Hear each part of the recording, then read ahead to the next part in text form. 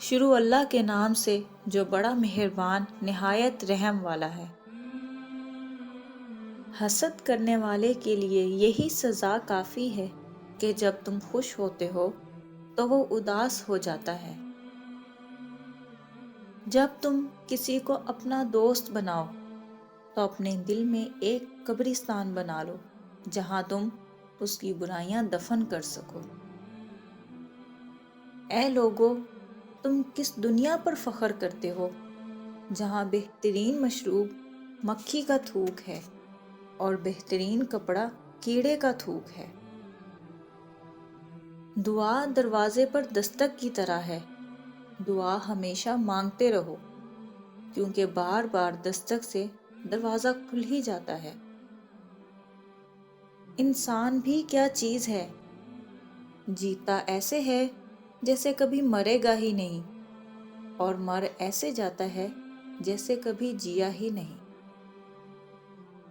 جب تم کسی سے محبت کرو تو اس سے ذرا بھی محبت نہ مانگو، کیونکہ تم نے محبت کی ہے، تجارت نہیں۔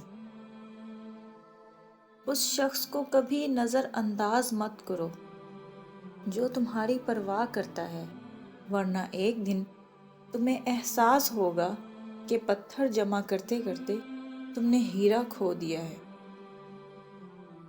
جس کو 3 باتوں میں دل جمی حاصل نہ ہو تو سمجھ لو کہ اس کے اوپر باب رحمت بند ہو چکا ہے۔ قرآن پاک کی تلاوت کرتے ہوئے، نماز پڑھتے ہوئے، ذکر کرتے ہوئے۔ اگر کسی کو یہ غرور ہو کہ وہ تم سے جتنی مرتبہ ناراض ہو تو تم اس کو منا لو گے، تو بہتر ہے تم اس کا غرور ٹوٹنے نہ دو۔ ہمیشہ اپنی چھوٹی چھوٹی غلطیوں سے بچنے کی کوشش کرو، کیونکہ انسان پہاڑوں سے نہیں بلکہ چھوٹے چھوٹے پتھروں سے ٹھوکر کھاتا ہے۔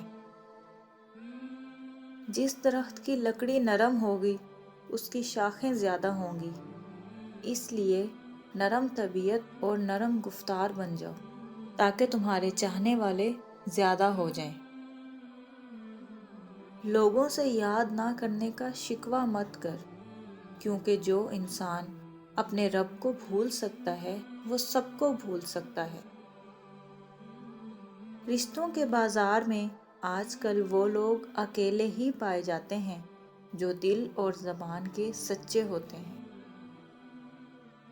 بری بات کہنے والے 3 لوگوں کو زخمی کرتے ہیں، خود کو، جس کی برائی کی اس کو، بری بات سننے والے کو۔